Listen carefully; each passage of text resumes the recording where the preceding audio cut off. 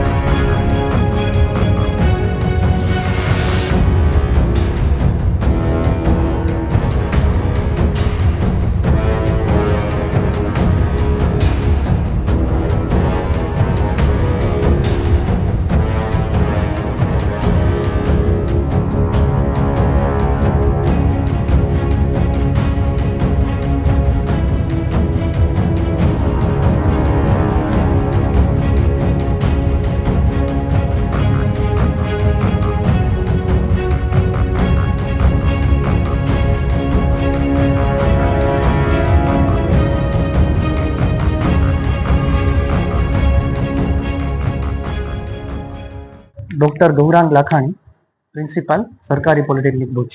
સરકારશ્રી દ્વારા જે ટ્રાફિકની રૂટીન ડ્રાઈવ હોય એ રૂટીન ડ્રાઈવ જ ટ્રાફિક પોલીસે આવરેલી હતી અને એના અંદર વિદ્યાર્થીઓ કે જેની અમુક 18 વર્ષથી ઓછી વયની હોય અથવા એમની પાસે ડ્રાઇવિંગ લાયસન્સ ન હોય અથવા ગાડીના કોઈ કાગળ ન હોય તો એ બાબતે એમની ગાડીઓ જે છે એને દંડ કરવાની કાર્યવાહી એમને કરેલી હતી।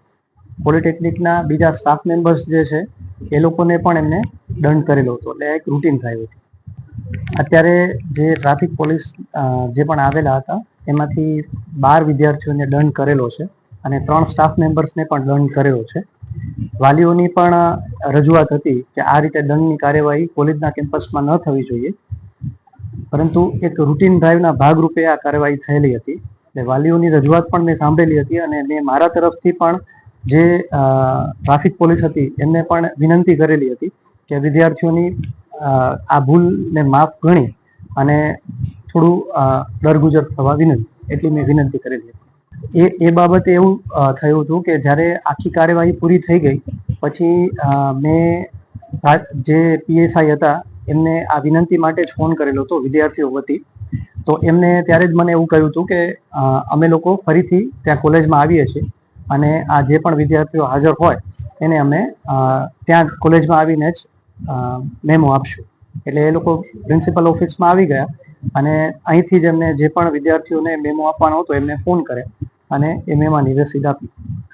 મારું નામ હિતેશભાઈ પટેલ છે, હું સિવિલ એન્જિનિયર છું રેલવે સ્ટેશનની અંદર। એને મારા સનનો ફોન આવ્યો કે પપ્પા કોલેજની અંદર પોલીસ સાહેબે ગાડી ડિટેન કરી છે। એમ શાના કારણે? કે મારી પાસે લાયસન્સ નથી। લાયસન્સ ઓલરેડી નથી, અમારી ભૂલ છે, પણ આ રીતે બાળકોને હેરાન કરતા એને માફી આપી, એક વખત માફી આપીને સમજાવ્યો કે ભાઈ તમે લાયસન્સ કઢવી લ્યો તો તમારા માટે ભવિષ્યમાં સારું છે। અને કોલેજ તરફથી પણ કાંઈ સપોર્ટ નહોતો અને છોકરા બિચારા બધા ફસાયેલા પડ્યા છે અત્યારે। મારું નામ ભીખુબા મધુબા જાડેજા અને મારો છોકરો અહીંયા સિવિલમાં ભણે છે।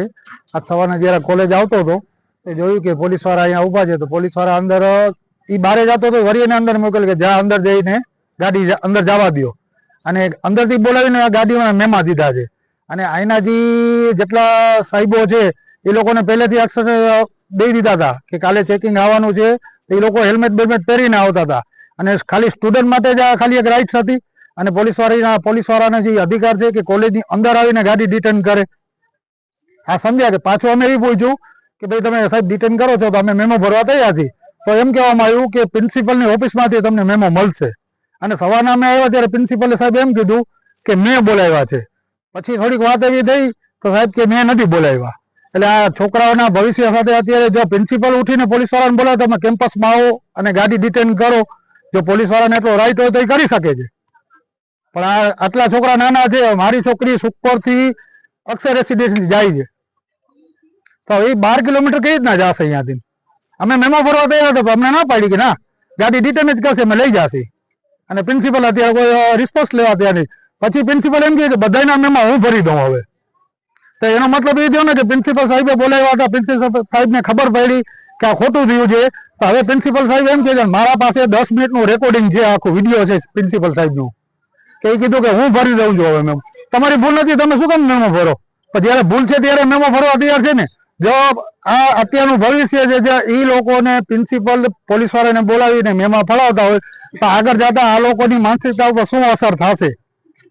કે એ વિચારતા કરશે ને કે અમારા સાહેબ હતા કે પ્રિન્સિપલ કે અમને બારેથી બોલાવીને મેમા દેવરાવ્યા છે. સિક્યુરિટી ગાર્ડ આગળ ઉભા હતા, એ લોકોને કહેતા હતા આવા દો અંદર. કે માની લો કે છોકરા જોવે કે સ્વાભાવિક છે લાયસન્સ નથી તો બીવાના જ છે, તો એ બારે તો કે અંદર નથી આવી કે ના અંદર જાઓ, તો અંદર આવીને અહીંયા મેમા દીધા છે. માંગ એક જ છે કે પ્રિન્સિપલ સાહેબ ફરી ગયા છે. પહેલે કે મેં બોલાવ્યા છે, એસપી સાહેબને રજૂઆત કરી હતી ત્યાં ડ્રાઈવ માટે, ને હવે એમ કહે છે કે મેં કાંઈ કોઈને કીધું નથી. પોલીસ વાળા એની મરજી મુજબ આવીને ડિટેન કરી ગયા છે. પ્રિન્સિપલ લાખાણી સાહેબ કહે છે, ગૌરંગ લાખાણી સાહેબ કહે છે માંગ એક જ છે કે જો આ રીતના પ્રિન્સિપલ સાહેબ બોલાવીને પોલીસ વાળાને બોલાવીને ગાડી ડિટેન કરાવતા હોય તો છોકરા માથે શું અસર પડે? આપણે બારે મેમાં ભરી છીએ, કદાચ ચાલો છોકરાનો ફોલ્ટ છે, લાયસન્સ નથી તો બારે હોય આપણે બારે મેમાં ભરી ગાડી મૂકી દઈએ છીએ. આ તો કહેવામાં એમ આવ્યું કે મેમો તમને પ્રિન્સિપલની ઓફિસો મળશે. એટલે આ ક્યાં દોરમાં જાય છે એમ. મારું નામ પરમાર નરેન્દ્રભાઈ છે. હું ગવર્મેન્ટ પોલિટેકનિક ભુજમાં ભણું છું. અમે ટ્યુશનથી રિટર્ન થતા હતા, કોલેજ જ આવતા હતા ને જોયું કે અમે અંદર ડિટેન કરે છે તો અમે યુટર્ન જતા હતા ને સિક્યુરિટી વાળા 2 હતા ને 1 પોલીસ વાળા હતા. અમને દંડો બતાવીને પાછા જોરથી રાડું પાડીને બોલાવતા હતા કે અંદર આવો. તે અંદર આવ્યા ને પછી અમારી ગાડી સાઈડમાં રખાઈને બધાને ડિટેન કરી ને પછી અમારા સાથે વાત કરી કે શું છે તમારે કે લાયસન્સ છે? તો અમે કીધું લાયસન્સ નથી. તો એના કારણે ડિટેન કરી લીધી ને અંદર આવીને ડિટેન કરાવડાવી છે. મારી માંગ એ જ છે કે આ અંદર આવીને તમે શું કામ ડિટેન કરાવો? બારે રોડ ઉપર ઊભા હોય ને કરે તો અમે મેમો ભરવા તૈયાર છીએ, પણ અંદર આવી ને તમે શું કામ ડિટેન કરી શકો છો? તમારો એ હક નથી. મારું નામ જાડેજા કિરણસિંહ ભીખુભા. અમે ગવર્મેન્ટ પોલિટેકનિક કોલેજમાં ભુજમાં ભણી હતી. અમે અહીંયા આજે સવારે કોલેજ આવતા હતા ત્યારે અમને પોલીસ વાળા અહીંયા અંદર ચેકિંગ કરવા ઉભા હતા. બધાને અંદરથી ગાડી ડિટેન કરતા હતા. પાછળ વળતા હતા, જાલી અંદર લઈ આવીને ડિટેન કરતા હતા બધાને. ગાડી 15-20 ગાડીઓ હતી. હા, સિક્યુરિટી ગાર્ડ અમે જાલી અંદર લઈ હતા, હાલો અંદર મેમો ફળાવો. આ મેમો તો અમે ના જ ભરીએ, ખાલી અંદર આવીને શું કામ લે? બારે તો અમે ભરી, કોલેજ અંદર આવીને મેમો ફળાવે છે, ઇલીગલ છે ને. અંદર કોલેજ આવતા હતા, કોલેજની અંદર આવતા હતા ત્યારે. તમે સવારે આવતા ત્યારે? સવારે આવતા ત્યારે. શું માંગ છે તમારી? હવે કોલેજની અંદર આવીને મેમો કેમ ફાડશે? લીગલ જ નથી.